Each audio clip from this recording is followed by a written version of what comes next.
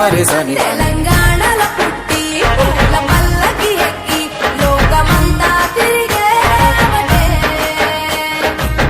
గవురగ పెరిగి నీవు గడపలు దాటుతుంటే మళ్ళీ రా తల్లి అంటూ కళ్ళ నీళ్ళ అరగించి చెరువును చేరుకొని